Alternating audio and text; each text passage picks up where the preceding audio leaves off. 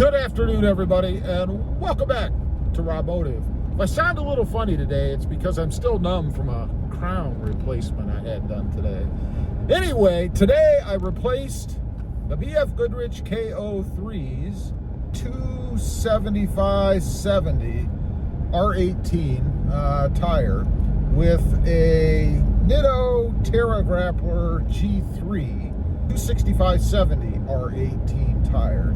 Now, my whole point in doing that was to get a better ride, number one, and we'll get into all that in just a second, but to get a better ride and, as a byproduct, I guess, increase fuel economy. That was not my main goal, though. I mean, it's a truck. I know it's not going to be a hypermiler, right?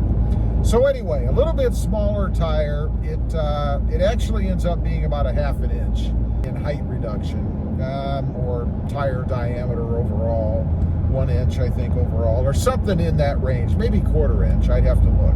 But anyway, a smaller diameter tire anyway. And I'm curious to see as we're driving around, I just want to do a little impromptu test if my fuel economy goes up at all for kicks. I'm at 15.2 right now. I just left Discount Tire, which, by the way, great place to deal with. Love that place. It took them about 30 minutes or so to do the deal, so pretty cool. As far as ride quality, wow, there is a hell of a difference. I noticed this right away. I'm not feeling every nook and cranny in the road. The ride is so much better with these. I think they're 3 or 4 ply tires as compared to the 10 ply that I had with the KO2s. Can't say enough about how much better it is. It's freaking awesome. Noise, that's another thing that I guess I really didn't get into in the beginning. Road noise, markedly better. So if you're one of the people that are really sensitive, I guess, to road sounds, road noise, that kind of thing, these are definitely a quieter tire. The KO3s were, and they are both all-terrains, by the way. Neither one were mud tires or anything crazy like that. These are just quieter. Let's talk about cost. What did it cost me to do this? In the end, and they gave me $200 a piece for the KO3, so that's $800. I ended up spending 400 and I think it was, let's see, 400 and, got to keep your eyes on the road, man. $425.75 is what it cost me to switch these out. So I guess I'll call that the opportunity cost for me for trying out the KO3s. Not a big deal, $800 back on those tires. Yeah, I probably could have sold them for about the same, I think. Everybody always says that, oh, you got more out of them if you tried to sell them on Facebook Marketplace or something. I have never found that to be true. Discount Tire is always in the range, and people that buy tires, used tires on Facebook Marketplace are looking for a tremendous deal, at least in my area, right? So I don't think there would have been any more money to be made there. Let's check the fuel economy, still at 15.2, so I'm not seeing some big increase. It will be interesting to see if it does jump out. I'm going to continue on this road because it's a higher speed road, so let's see if I can get that to bump up to 15.3 or even 15.4, which I haven't seen.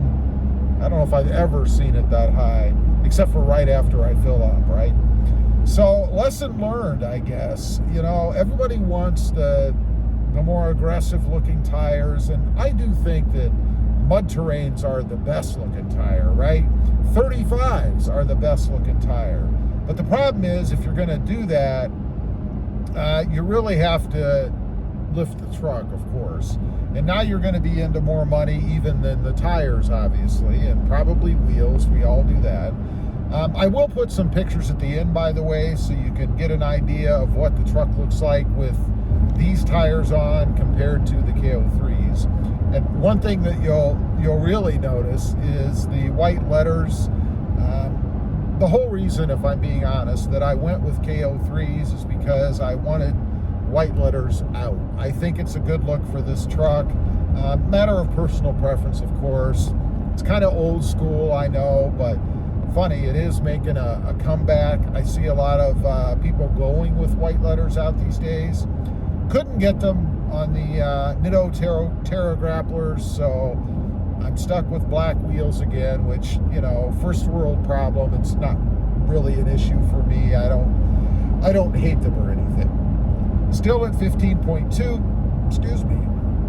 We've been traveling for a little bit now at well, 60 miles an hour, I guess. It's a 55-mile-an-hour road. I do think these tires are aggressive enough or strong enough that you can still use them for light off-roading. I don't think I would use these tires if I was doing any kind of heavy off-roading with a lot of ruts and rocks and rough terrain, because they're just not they're not strong enough. They don't have an aggressive enough ply for that, I don't believe, but time will tell, I suppose.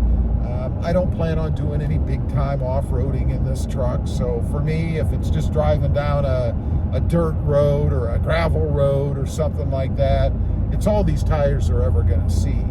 Now, the other nice thing about them is they are closer to the spare size, I guess, if you're ever concerned about that kind of thing. That means you don't have to worry so much about, you know, changing out the spare so it'll match everything else. Never really been a big deal for me anyway, honestly.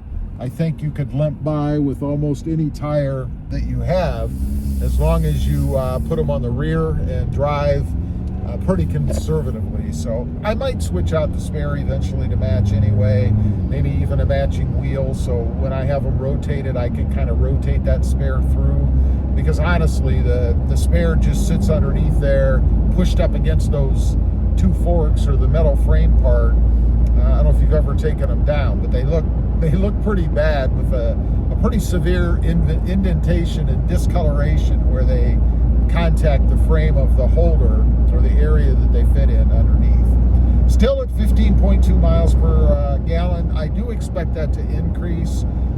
I lost about, I think it was around something like 40 pounds per tire, something like that. Maybe 20 to 40, let's split the difference and say 30. That's 120 pounds of weight that I'm not dragging around with me now, so I certainly do expect to see some kind of an improvement. But in the end, I've got what I wanted, a nice, smooth, for what it is. I mean, it's not like I'm driving an Audi or a Lexus or something, I know, but it is way better than what I had before. Leave a comment, let me know if you are one of those like me that decided to go with a more, I guess, aggressive tire, maybe a 10-ply. Have you had second thoughts about that, or does it not bother you at all and you're pretty happy with your ride? I'd be curious to know. Real quick, smash that subscribe button if you haven't before, and we'll see you next time on the web. Bye.